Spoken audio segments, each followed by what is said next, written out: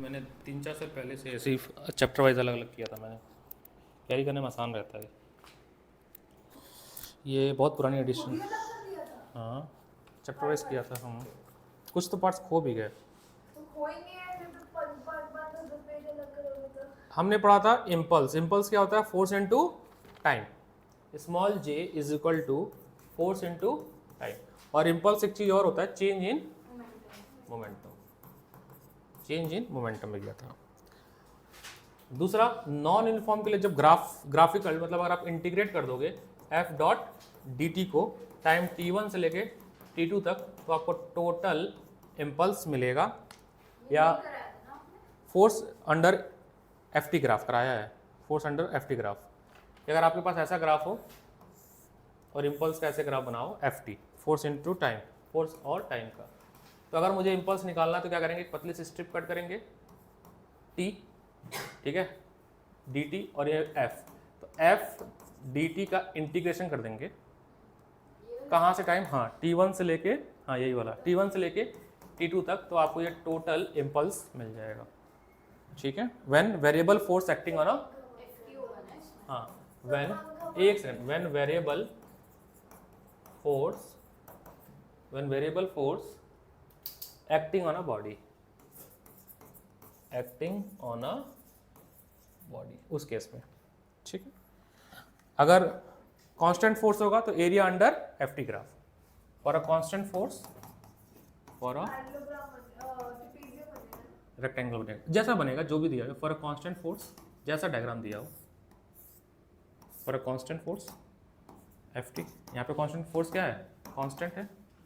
यहाँ पे टाइम है t1, यहाँ पे टाइम t2 है। हर सेम टाइम वही है बट फोर्स सेम रह रहा है। देखो 10 न्यूटन हर जगह पे, तो area under F T graph give you impulse.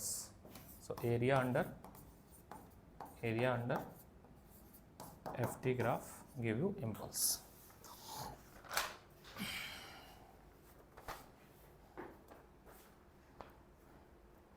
एक आईटी मेंस का क्वेश्चन करते हैं 2004 का। इतना लेट? ओहो, अब तो क्लास ही होगी, है ना? बैठो भैया तुम भी। चलो एक क्वेश्चन करते हैं आईटी का 2004 का, आईटी मेंस 2000। वो ब्रदर इन लॉ है, ऑफेंड क्यों हो जाएंगे? कितना अच्छा कॉलेज है। तो फिर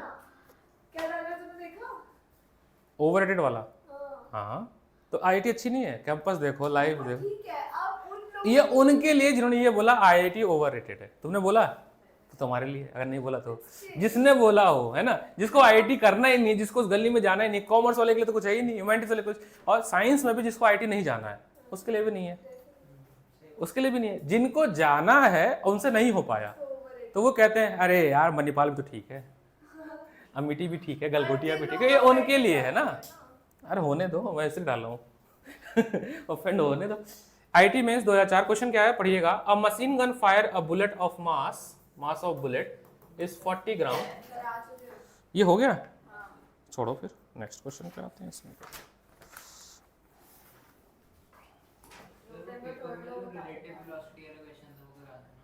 हाँ उसको लेकिन काट दो ना, जब सिलेबस में नहीं है तो मैंने कटवा दिया।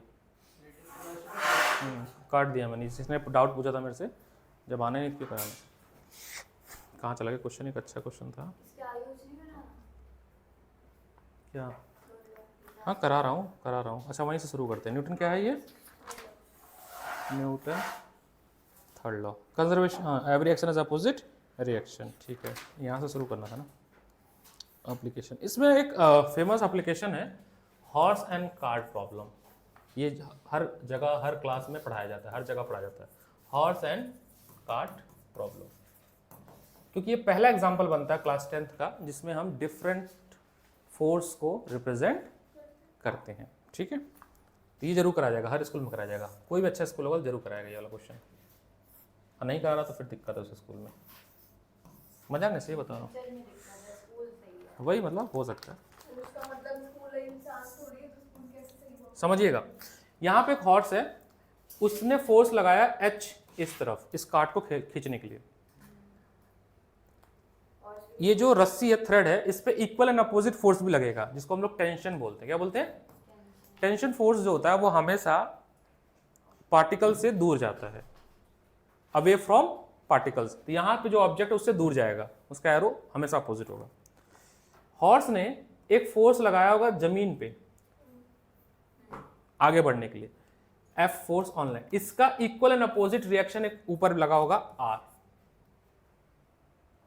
ये आर क्या है? It is a reaction of F, reaction of F. F क्या है? Force applied by horse on a ground. F क्या है? एच क्या है? हॉर्स ने जो फोर्स आगे की तरफ खींचा। टी क्या है? टेंशन ऑन अ थ्रेड और जो भी रस्सी बांधा गया है, due to this H, due to this. जब इक्विलिब्रियम में होगा यानी मूव नहीं करेगा तो सब बराबर होगा। क्या होगा? मतलब ये मूव नहीं कर रहा है तो सारे फोर्स कैंसिल कर देंगे। So if body at rest और equilibrium, in that case R is equal to F and T is equal to H.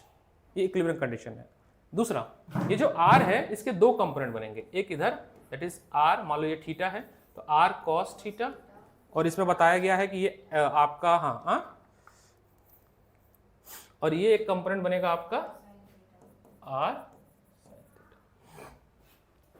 ठीक है, दो कंपोनेंट बनेंगे। अब समझिएगा कुछ बातें और।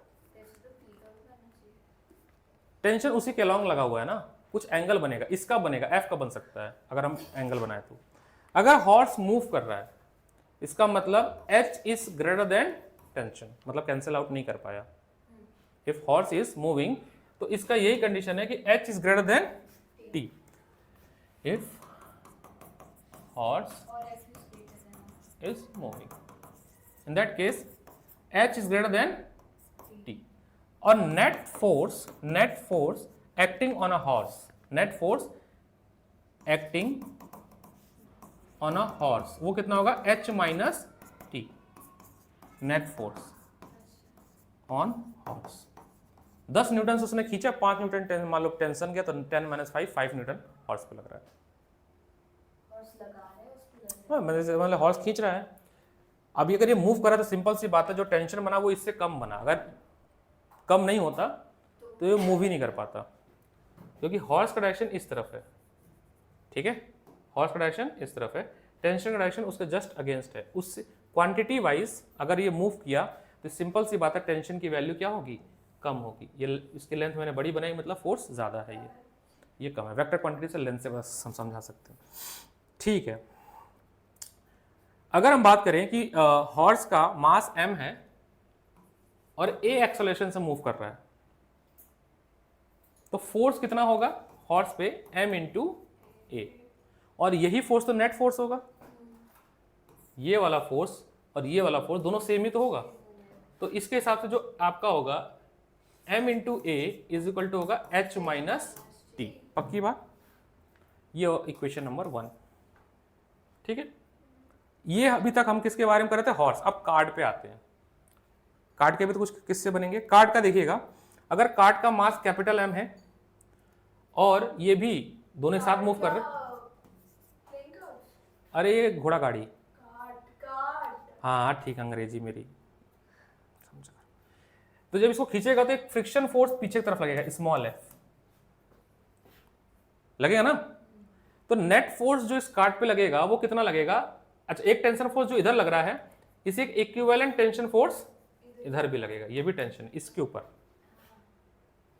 तो ये दोनों अपोजिट होंगे, तो जो नेट फोर्स लगेगा किसके ऊपर? कार्ड के ऊपर। Net force on card is T minus F, T minus F. और ये किसके बराबर होगा? फोर्स के बराबर होगा, जो कि होगा कैपिटल M इंटू ए। ये स्मॉल m है, ठीक है, ये वाला स्मॉल m है, यानी इसको ढंग से थोड़ा लिख देते हैं तो ये हो जाएगा T minus F is equal to capital M into A. Equation number 2, equation number 2, ये इक्वेशन नंबर। अब क्या करें? Add equation 1 and 2। तो ये T से T कटेगा, ये है 1, इसमें ये स्मॉल m है, ठीक है। देखो ये माइनस टी और वो प्लस टी है, ऐड कर रहे हैं तो ये गया h minus F h minus small f is equal to capital M plus small m।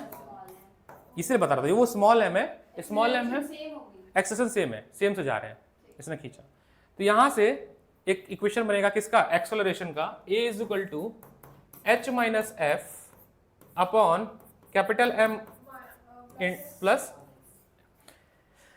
ये क्या है, ये है आपका force applied by horse, friction on cart, mass of cart, mass of horse. ये आपका फेमस रिजल्ट है किसका, हॉर्स कार्ट प्रॉब्लम का। ये बड़ा फ्लेक्सिबल है और ये आपको पता होना चाहिए, छापो फटाक से। टॉपिक का नाम ही रखना हॉर्स कार्ट प्रॉब्लम। नहीं नहीं लिखो, लिखना याद है बेटा, वो फिर वो रह जाएगा, फोटो फोटो ही रह जाएगा। सही बता रहा हूँ, मजाक नहीं कर रहा।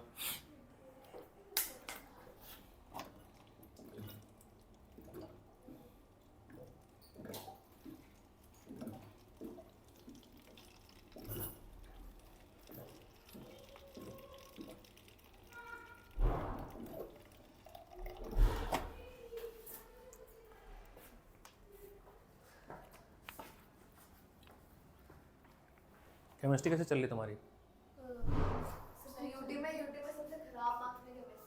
क्यों, केमिस्ट्री तो अच्छा पढ़ा रही है मैम। फिजिक्स में बहुत कम हो गए। कितने में से थे मार्क्स? 9 नंबर कहाँ कट गया?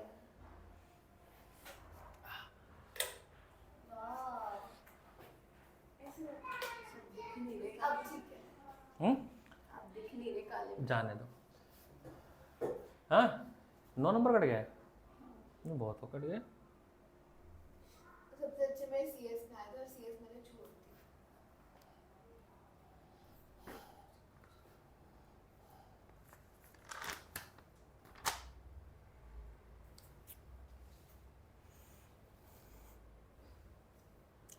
तो मैं कितने हैं? कम है।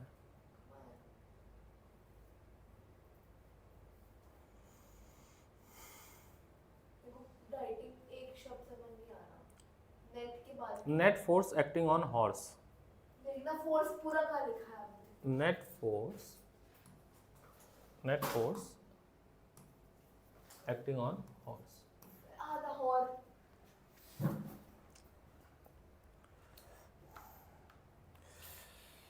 कराया गया स्कूल में, ये चैप्टर तो खत्म होने वाला होगा तुम्हारे स्कूल में। तो ये हॉर्स कार्ट प्रॉब्लम क्यों? हाँ नहीं आएगी, बट कॉन्सेप्ट तो है ना। नहीं ऐसा कुछ पढ़ाया नहीं। इससे सीखने को मिला कि हम फोर्स कैसे इक्विलिब्रियम करते हैं। ऐसे लिख के थोड़ी ना आएगा कि हॉर्स कार्ट प्रॉब्लम।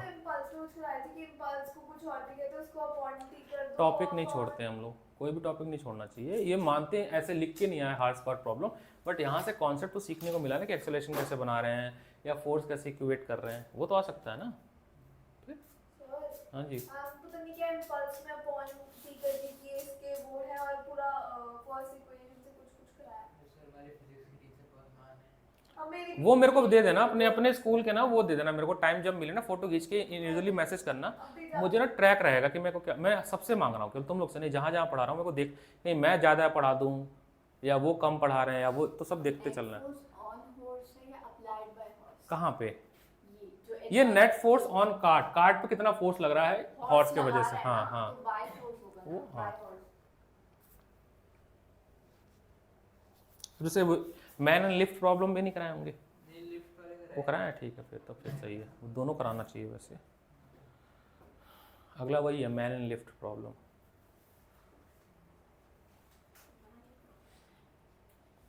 वो मैंने लिफ्ट कर देता हूँ, विश करने और लिफ्ट।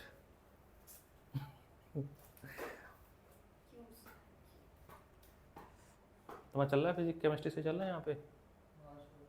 सीधा चौथे चैप्टर पे जंप करेगा तो ये अच्छी चलेगी। 2 चैप्टर पढ़ चुका है वो। पढ़ गया आता है उसको, एक जगह गया था पढ़ने ना। 2 चैप्टर है, 2 चैप्टर पढ़ा हुआ इसने। हमने नोट्स पे ना सबसे अच्छा थर्ड चैप्टर है।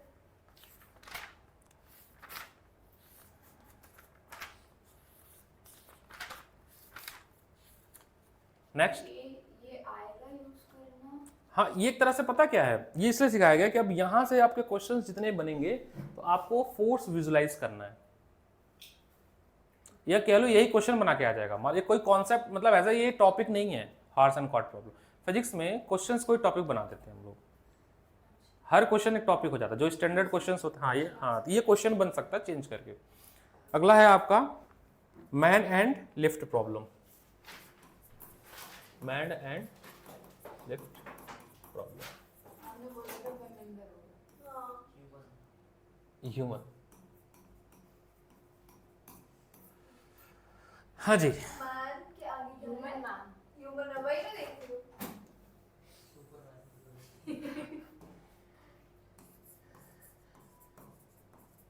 Human and human Left. आगे क्या है ये? And problem, human and lift problem.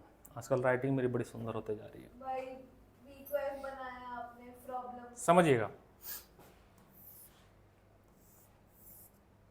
अभी लिफ्ट रेस्ट पे है, ठीक है, समझिए। इस ऑब्जेक्ट का जो वेट होगा वो होगा mg नीचे की तरफ। अगर ये रेस्ट पे है तो इस लिफ्ट भी इसके ऊपर एक इक्वल अपोजिट फोर्स लगा रही होगी नॉर्मल। रेस्ट पे है तो n क्या हो जाएगा, n is equal to mg। यहाँ तक कोई दिक्कत है?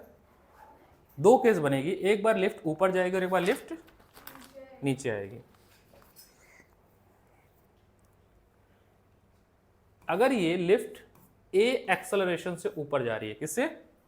a एक्सेलरेशन से। तो सुनो साथ साथ बनाएंगे, फिर मेरे को समझ नहीं आता कहाँ से क्या लिखना है। Case number 1, when lift move upward with acceleration a। When तो देखो लिखे जा रहे हो, रुक जाओ। लिफ्ट, हाँ लिफ्ट मूव अपवर्ड्स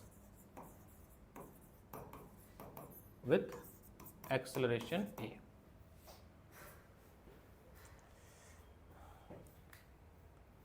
इसने आर लिया है नॉर्मल को, मैं भी आर ही लेता हूँ। आर लो, आर नॉर्मल फोर्स और normal reaction by lift on man. जैसे ये बॉटल अभी रखी है ना इस टेबल पे, तो बॉटल का मास लग रहा है नीचे की तरफ mg, तो टेबल इस पर नॉर्मल रिएक्शन लगा रही है जिसकी वजह से ये रेस्ट पे है। तो जो नेट फोर्स लगेगा इस इंसान पे वो इसका डिफरेंस लगेगा। कितना लगेगा? अब वो किसके बराबर होगा? जो फोर्स लिफ्ट लगा रही है और ए एक्सेलरेशन से जो भाग रही है। तो जो नेट फोर्स लगेगा वो लगेगा इसके ऊपर, आर ऑब्जेक्ट के ऊपर mg, ये नेट फोर्स लगेगा, हाँ मैन के ऊपर, ठीक है। जो कि बराबर किसके होगी? जो कि बराबर होगी आपकी जब मान लो इस इंसान, जो इंसान है ये जब लिफ्ट ऊपर जाएगा तो इंसान भी ऊपर जाएगा, जो एक्सेलरेशन लिफ्ट की होगी वो इंसान की भी होगी। सोचने वाली बात है। और मास तो खुद का है ही इसका, ऑब्जेक्ट का, F इंटू एफ क्या होता है, m इंटू, बता रहा हूँ फिर से बता रहा हूँ। ये जो m लिखा है, नहीं ये जितनी चीजें लिखी है किसके लिए लिखी गई है? मैन के लिए लिखी गई है। तो यहाँ पे लिख लेना द नेट अपवर्ड फोर्स, फिर से बता रहा हूँ, ऑन द मैन, फिर से बता रहा हूँ सुनो। जब हम लिफ्ट में खड़े थे तो मेरा एक वेट लग रहा था mg नीचे की तरफ। लिफ्ट का जो फ्लोर है, ये फ्लोर, ये मेरे को रिएक्शन फोर्स दे रहा था r, जो इस mg के बराबर होगा। जब अभी रेस्ट पे है, जब ये मूव करेगा, तो इस ऑब्जेक्ट के पास एक एक्सेलरेशन होगा a। वो कितना होगा? जो लिफ्ट की एक्सेलरेशन हो। एक्सेलरेशन अगर किसी ऑब्जेक्ट पे लग रहा है और उसके पास मास है तो उस पर फोर्स भी होगा। फोर्स कितना होगा? उसका मास, उस व्यक्ति का मास इनटू उसका एक्सेलरेशन, तो वो ये आ गया। साथ ही साथ जब ये लिफ्ट में था भाई साहब, तो जो नेट फोर्स था वो था रिएक्शन और इसका डिफरेंस। क्यों होगा डिफरेंस? डिफरेंस क्यों होगा? क्योंकि दो वेक्टर क्वांटिटी जब भी इसी एक ऑब्जेक्ट पे लगती हैं और वो अपोजिट डायरेक्शन में होती है, क्या होती हैं? वेक्टर का कॉन्सेप्ट है। तो जो नेट होता है वो इनका डिफरेंस होता है। क्या होता है? तो जो नेट होगा वो होगा r माइनस mg है। अच्छा ये वेट क्या है? वेट, क्योंकि ग्रेविटी की वजह से वेट आता है, मास तो वही रहना है। ये क्या है? Weight of man, weight of man. R क्या है? Normal reaction by lift floor. अब यहां से हाँ, अभी नॉर्मली अब यहां से शुरू हो गया है आपका फिजिक्स में वेक्टर विजुअलाइजेशन का कॉन्सेप्ट। ठीक, अभी और भी केसेस बनेंगे। जब ऊपर जा रही होगी तो आर को ग्रेटर लेंगे, है ना, ऊपर जा रही है तो व्हेन यहाँ पे R is greater than M G. But जब डाउनवर्ड जाएंगे तो M G is greater than, क्योंकि आप टूवर्ड द ग्रेविटी जा रहे हो। ठीक है, तो सेकंड केस, चलो अच्छा है, second case, case number 2, when lift moving downward, when lift moving downward. So अब एक्सेलेरेशन किस तरफ होगा? नीचे की तरफ। ठीक है, एक्सेलेरेशन भी नीचे है, नहीं सेम एम ही लेंगे, फोर्स वही होगा, नीचे की तरफ जा रहा है। ठीक है, साथ ही साथ जिस डायरेक्शन में जा रहा है उस डायरेक्शन में ये नीचे जा रही है, तो फोर्स ये एम जी क्या होगा? ग्रेटर होगा। तो M G minus R is equal to M G is equal to R M A. तो यहाँ से आप इसको, अच्छा इसको सिंप्लीफाई करके यहाँ से आर का इक्वेशन बनाना, आर इज इक्वल टू होता है एम जी प्लस ए, और यहाँ से आर इज इक्वल टू हो जाएगा एम जी माइनस ए। एक चीज़ समझना जो सोचने वाली बात है, फोर्स क्या होता है? आर क्या है? फोर्स ही तो है। तो बहुत आराम से देखो, तो ये क्या है? Mass into acceleration. बट यहाँ पर जी प्लस ए हो गया, यानी आप अगेंस्ट ग्रेविटी जा रहे थे, G plus A acceleration of due to gravity और एक्सेलरेशन ऑफ लिफ्ट ऐड हो गया। जब आप टूवर्ड ग्रेविटी आ रहे थे तो एक्सेलरेशन ड्यू टू ग्रेविटी और लिफ्ट की एक्सेलरेशन माइनस है एम इंटू ए ही, ये याद रखने का तरीका है। आर क्या है? रिएक्शन है, जो कि फोर्स है। क्या है? आर एक फोर्स है ना, आर इज अ, क्वेश्चन में मेंशन होगा ना लिफ्ट का। हाँ नॉर्मल फोर्स है। क्या है? By lift. तो फोर्स का फॉर्मूला था मास इंटू एक्सेलरेशन, तो ये भी एक्सेलरेशन ही है। यहाँ एडिशन ऑफ एक्सेलरेशन, यहाँ पे डिफरेंस ऑफ एक्सेलरेशन। ठीक है, तो जब आप नीचे की तरफ आते हैं तो आपको अपना वेट हल्का महसूस होता है because of difference, because of अगर रेस्ट पे होते तो ए क्या होता? 0, तो वेट क्या होता? M G, simple, M G तो वेट ही होता है। मूव करने लगी अप एंड डाउन, एक बार ऐड हो रहा है एक बार, तो और अगर एक्सेलरेशन ऐड हो गया, ये चीज़ें बढ़ गई, ये और बढ़ गया, तो अगर जब लिफ्ट ऊपर जाती है तो वेट आपको भारी महसूस होता है, एम जी ए हो गया। आप इसको न्यूमेरिकली भी सॉल्व करके देख सकते हो। कैसे? मान लो किसी का वेट है 10 ग्राम, ठीक है, जी ले लो 10, क्या ले लो? 10, और एक्सेलरेशन भी ले लो 10 मीटर पर सेकंड, दोनों ले लो।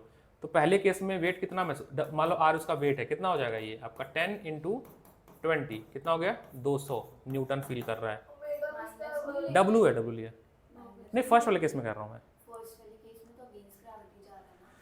लेकिन ये ऐड हुआ है, वो कैसे ऐड हुआ? बन गया ना ये फॉर्मूला डेरिवेशन, वो फ्री फॉल का कॉन्सेप्ट नहीं है यहाँ पे। दूसरा, जब नीचे की तरफ आएगा तो ये कितना हो गया? 10 इंटू 10 100, तो हल्का महसूस किया। क्या महसूस किया? क्योंकि फोर्स ही तो एम जी है और यही क्या है? वेट। ठीक है, तो व्हेन यहाँ इस वाले केस में क्या होगा? मैन इनसाइड फील हैवी, उसका वेट भारी महसूस होगा जब हम ऊपर जाएंगे। जब लिफ्ट से नीचे आएंगे तो कैसा लगेगा? कि हम हल्के हो गए। और अगर तार कट गई तो? Third case, free fall case.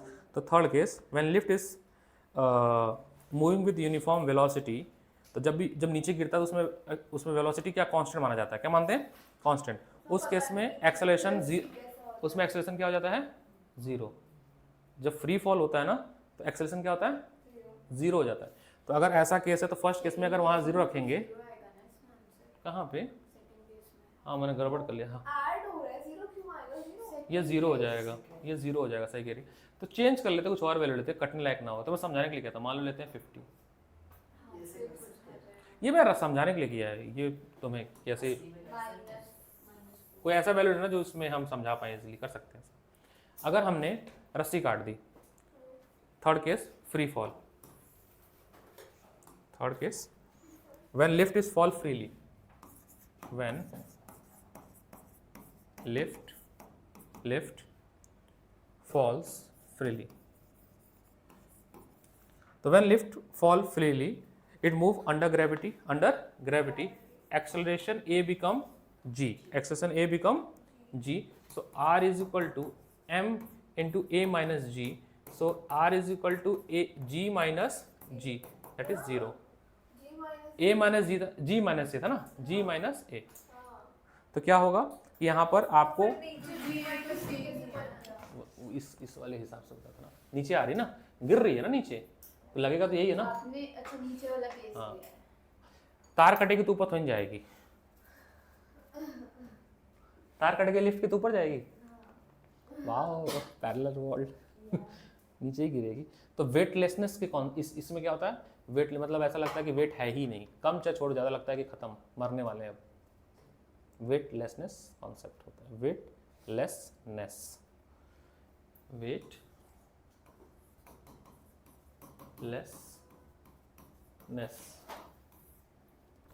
ठीक, ओके। कंजर्वेशन ऑफ मोमेंटम क्या होता था, 9th वाला है ना, उसको अगर हम उससे करें, डेरिवेटिव से करें,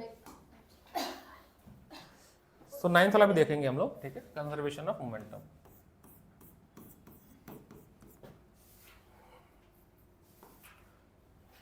क्या है, conservation of momentum. Momentum can neither be created nor be destroyed. So let's say an object of mass m moving with velocity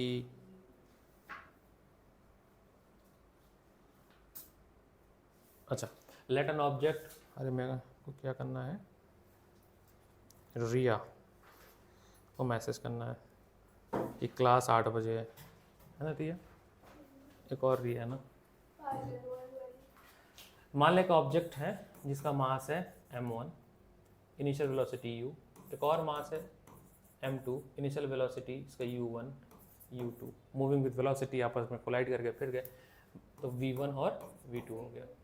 तो m1 u1 plus m2 u2 is equal to m1 v1 plus m2, ये पढ़ा था हमने। If u1 is equal to u2 is equal to 0, कहाँ गड़बड़ लिखा क्या कहीं, m1 v1 plus m2 v2 सही तो है, सही लिखा है बेटा मैंने, m1 v1 plus m2 कहाँ गड़बड़ लिखा, सही लिखा हूँ मैं, m1 v1 कांस्टेंट रहेगा, मैं बता रहा हूँ ना, ये बिफोर होता है या आफ्टर कोलिजन का होता है। तो m1 v1 कांस्टेंट रहेगा और m2 u2 भी कांस्टेंट रहेगा। इनका जो भी आंसर होगा वो इसके बराबर होगा, इसका जो भी आंसर होगा वो इसके बराबर। ये 9th का डेरिवेशन है, हम कर नहीं रहे, कोई जरूरत नहीं है नहीं सिलेबस। अगर ये रेस्ट पे है तो उस केस में हो जाएगा m1 v1 plus m2 v2 is equal to 0, तो हो जाएगा m1 v1 is equal to minus m2 v2। Bullet and gun problem इसी में करते हैं ना, बुलेट एंड गन प्रॉब्लम। ये तो हो गया आपका एल्जेब्रिक। अब आते हैं इसका डेरिवेटिव। तो टोटल मोमेंटम क्या होगा किसी भी बॉडी का वेक्टरली, वो होगा आपका m1 v1, हाँ वो भी पार्ट है, m1 v1 mass scalar quantity, m2 v2 dot dot dot mn vn, ये होगा। Let be the m1 mass and v1 v2 are the velocity moving with, इस वेलोसिटी से मूव कर रहे हैं, तो ये क्या हो जाएगा आपका p1 p2 dot dot dot pn। Total momentum यही होगा ना, अगर मान लो n पार्टिकल्स हैं तो उनका एडिशन, n पार्टिकल्स हैं अलग अलग मोमेंटम से p1 p2 से मूव कर रहे हैं, तो सबको ऐड करें एक सिस्टम का पार्ट। अच्छा, सेकंड लॉ कहता है कि फोर्स इज इक्वल टू होता है रेट ऑफ चेंज ऑफ, ये होता है सेकंड लॉ। तो अगर फोर्स 0 हो, क्या हो, तो उस केस में मोमेंटम में क्या जरूर क्या होगा, if force 0 then dp by dt is also, ठीक है, यानी कि डेरिवेटिव ऑफ कांस्टेंट इज 0, यानी कि हम ये कह सकते हैं कि अगर किसी ऑब्जेक्ट पे टोटल फोर्स क्या है 0, तो उसमें सभी मोमेंटम भी क्या 0, देयरफॉर P1 प्लस, तो यही डेरिवेशन है, यही derivation is equal to 0। So लिख लो, in the absence of any external field, ये दोनों एक साथ इसलिए लिखा कि दोनों पता होना चाहिए। In absence of external field, in absence of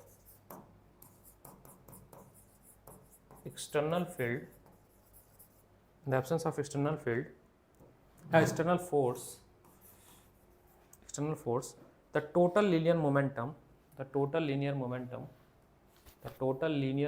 मेरे को ही नहीं दिख रहा है क्या आप बोल रहे हैं, the total linear momentum of system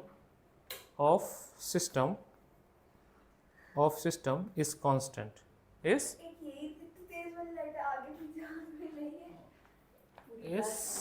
constant, is हाँ, in the absence of any external force the total linear momentum of system is constant, this is called conservation of linear momentum।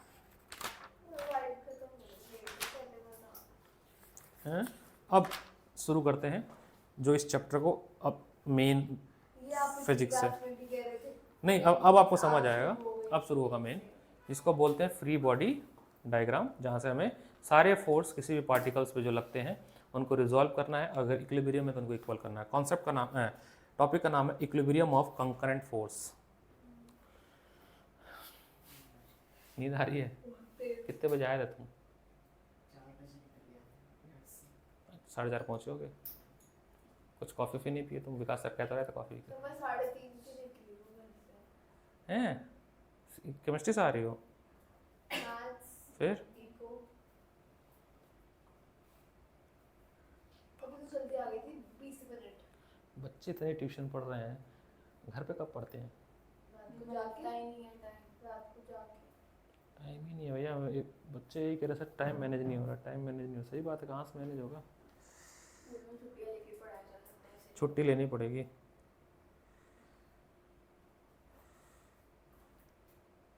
बेटा मेरी ऑलरेडी क्लास है 8 बजे, पहले बताया होता मैं पहले बुला लिया होता ना, 3 से 8 में सेंटर पे ही था, ठीक है। अभी मेरी 8 बजे के बाद से क्लासेस है, सारी होम ट्यूशन स्टार्ट हो जाती है,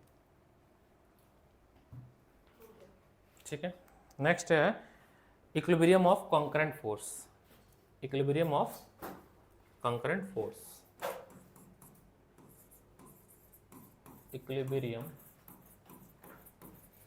ऑफ concurrent force। मान लीजिए एक पार्टिकल है यहाँ पे और इस पे एक फोर्स लग रहा है इस तरफ F1, एक फोर्स लग रहा है आपका इधर F2 और एक फोर्स लग रहा है इधर F3। आपसे ये कहा जा रहा है कि ये जो पार्टिकल यहाँ पे है, मान लो बॉल है कोई, वो इक्विलिब्रियम में है, क्या है? तो अगर ये इक्विलिब्रियम में है तो ये तीनों फोर्स का जो सम होना चाहिए वो 0 होगा। क्या होगा? वो तभी हो सकता है जब F1 F2 का एक रिजल्टेंट निकाले by the parallelogram law, F1 plus F2 और F1 plus F2 must be equal to F3।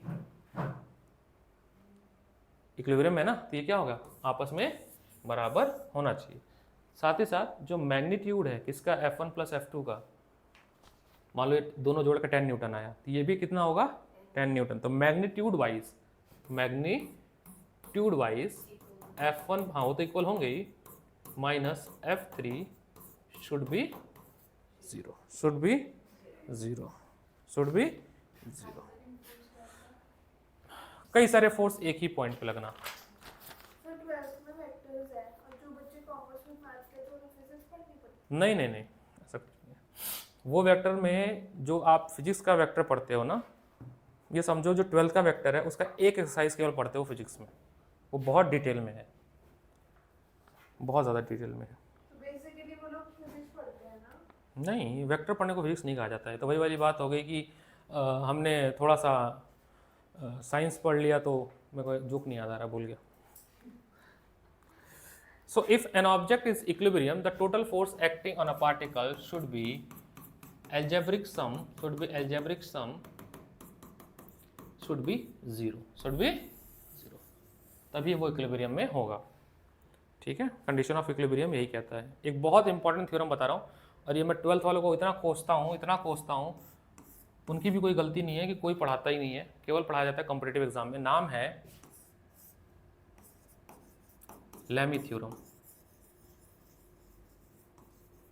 बहुत इंपॉर्टेंट, LAMI, लैमी थ्योरम।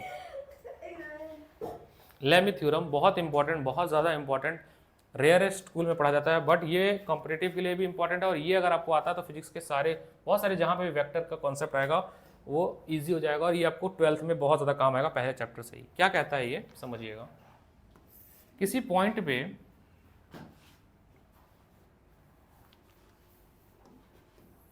मान लीजिए कोई पार्टिकल है यहाँ पे, इस पे 3 अलग अलग कंकरेंट फोर्स लग रहे हैं, तीनों इस तरह से कुछ। ये है आपका फोर्स 1, ये है फोर्स 2 और ये है फोर्स 3। गामा, अल्फा, बीटा, कुछ ऐसे एंगल बने हैं। गामा बन रहा है आपका अल्फा बीटा गामा बन रहा है F1 F2 के बीच में, अल्फा बन रहा है F2 F3 के बीच में, और बीटा बन रहा है F3 और F1 के बीच में। किसी पार्टिकल पे लग रहे हैं, तो अगर इनको हम क्लोज लूप में बनाएं, ये तीनों फोर्स को हम एक ट्रायंगल के साइड के हिसाब से बनाएं, ट्रायंगल के साइड, तो कुछ ऐसा समझिएगा।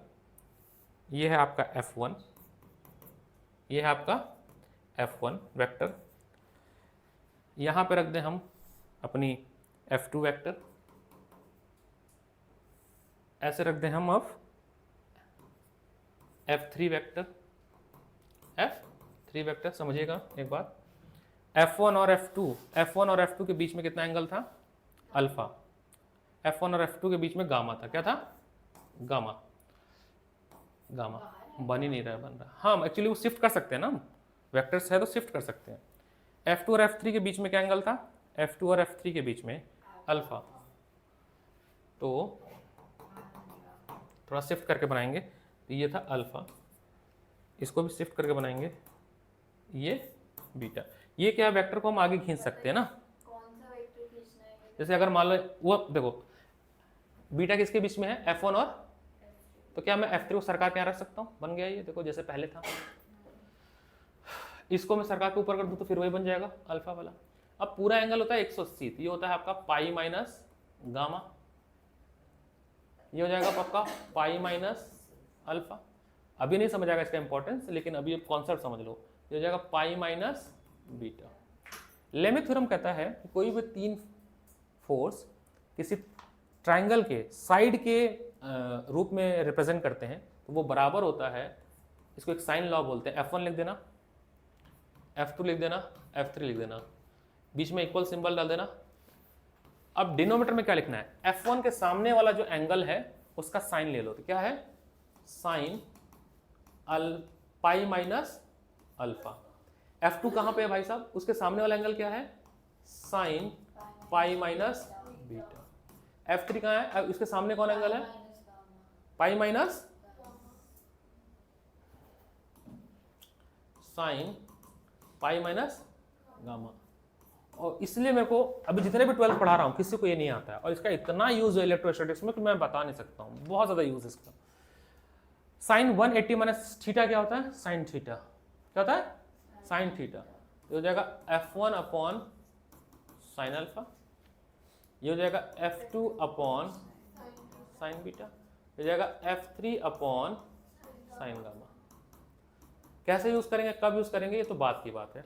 अभी हमें ये थ्योरम पता होना चाहिए। इसको बोलते हैं हम लोग Lami theorem, which state that if 3 force acting on a particle keep in equilibrium, अगर इक्विलिब्रियम में है तो ये कंडीशन सेटिस्फाई, हाँ इक्विलिब्रियम में लगता है ये। पहले ये लिख लो, फिर स्टेटमेंट लिखवा देता हूँ मैं। पहले स्टेटमेंट बोलो ना। हाँ लिखो। हाँ, Lami theorem state that if 3 force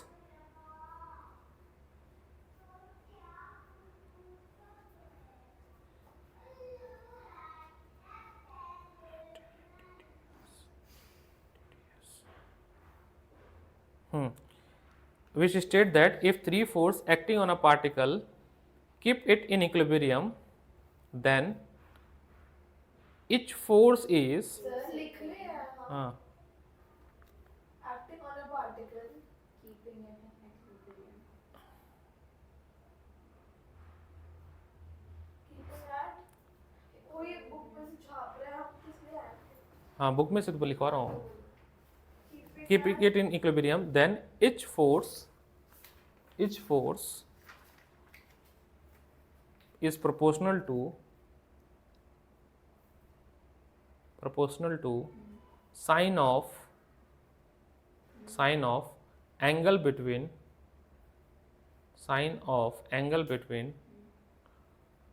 other two forces.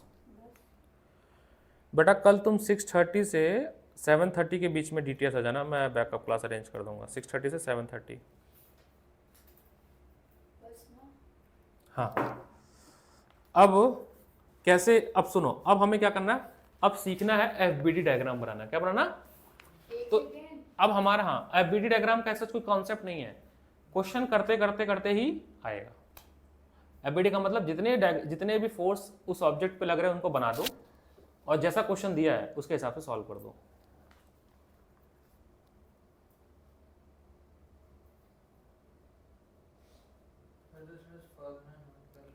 हाँ ये मेन है ये.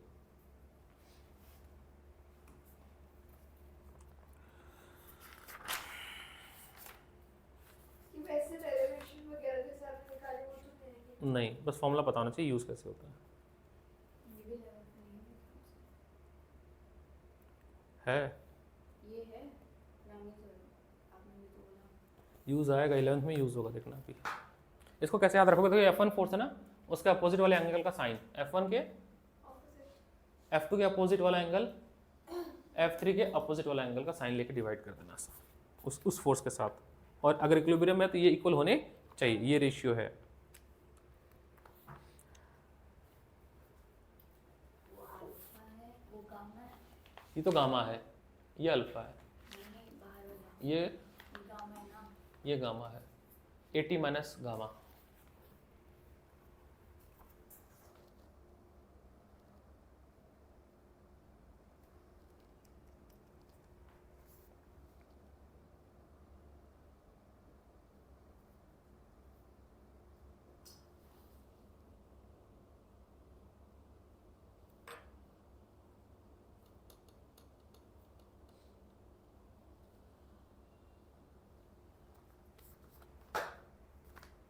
छोटे छोटे क्वेश्चन करते हैं,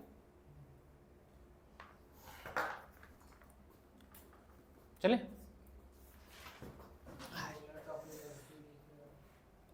FBD क्या हेडिंग डालोगे? कुछ हेडिंग वेडिंग मत डालो, FBD ही है मतलब, है ना. हमें सारे फोर्स को इक्विलिब्रियम सॉल्व करना है, देखना है. FBD कोई टॉपिक नहीं होता है.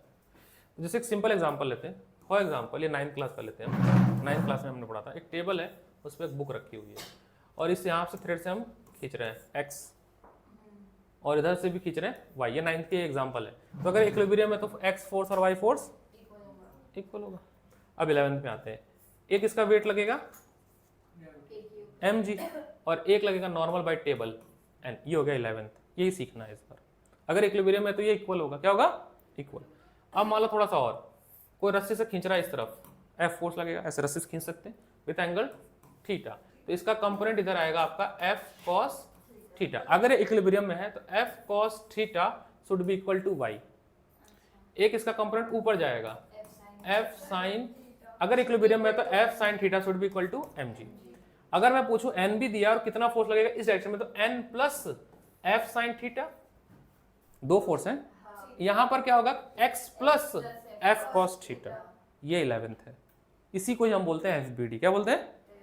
मतलब कितने फ्री बॉडी डायग्राम, मतलब आप डायग्राम को 3D में विजुलाइज कर लो, फ्रीली कर दो और सारे फोर्स को देखो और जो क्वेश्चन पूछा है उसके हिसाब से निकालो. जैसे क्वेश्चन इसी में से करते हैं.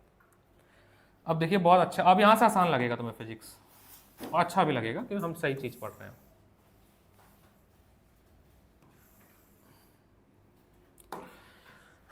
एक ऑब्जेक्ट है जिसको यहाँ पे लटकाया गया कुछ ऐसे फॉर्म में. एक बॉक्स है कुछ इस तरह से है।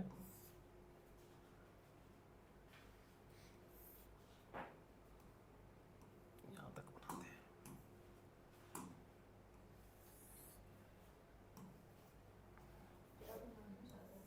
ऐसे ही दिया हुआ, कंडीशन दिया हुआ ये।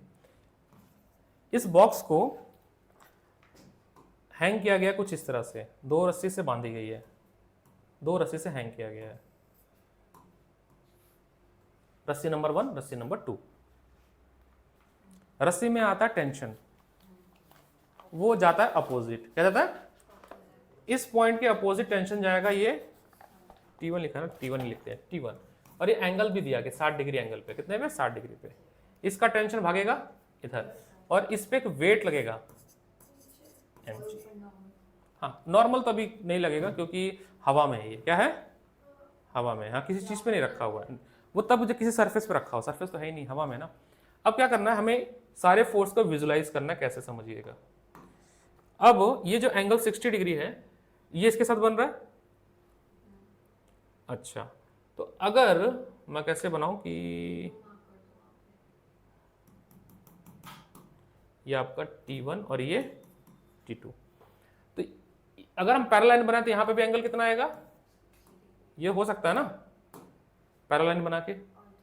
इसके 2 कंपोनेंट होंगे, एक इधर आएगा T1 cos 60, हाँ थीटा, और एक कंपोनेंट ये आएगा T1 sin 60। तो अगर इक्विलिब्रियम में है तो T1 sin 60 mg के बराबर होगा, इक्वेशन नंबर 1। अगर इक्विलिब्रियम में है तो T1 cos 60 is equal to T2, equation number 2। पूछा क्या वैसे? Find the value of T1 and T2। Mass दिया है 4 kg, क्या दिया है? G ले लो 10, क्या ले लो? आपको कैलकुलेट करना है T1 और T2 की वैल्यू। तो फ्रॉम 1 साइन 60 कितना होता है? √3/2। ये कितना? 4 × 10। अरे बाबा, आए कितना हो जाएगा ये? 80 √3 न्यूटन T1। इस T1 की वैल्यू यहां रख देंगे तो T2 आ जाएगा। आसान है ये तो। नेक्स्ट क्वेश्चन देखते हैं।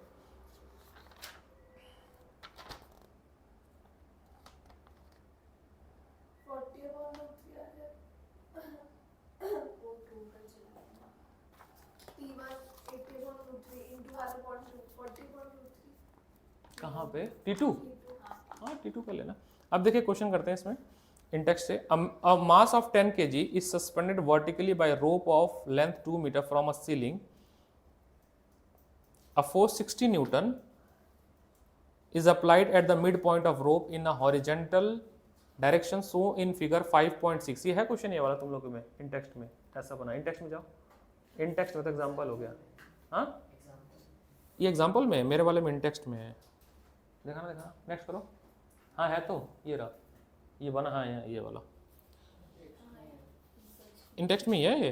हाँ, horizontal, calculate the angle of rope make with vertical, neglect the mass of rope and take G is 10 metre per second. 5.36 का डायग्राम है, ये वाला डायग्राम है, ठीक है, ये वाला 5.36। इसमें थीटा निकालना है। कैसे करेंगे सॉल्व? क्वेश्चन नंबर 1 पढ़ रहे हैं, तब पढ़ो।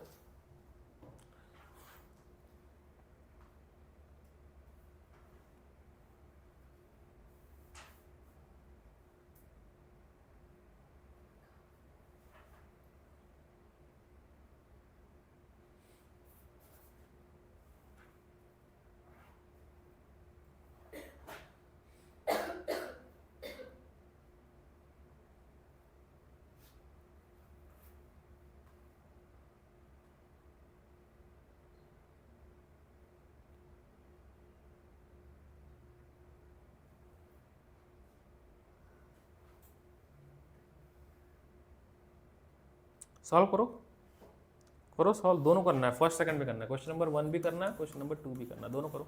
इजी है, हो जाएगा। डायग्राम भी बनाना है बस।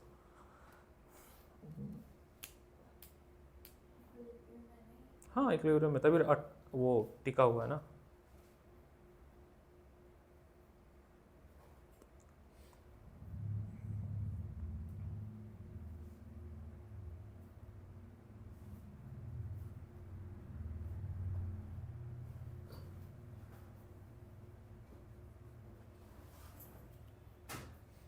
देवी की रिकॉर्डिंग रोक दो, बस अब बंद करते हैं क्लास।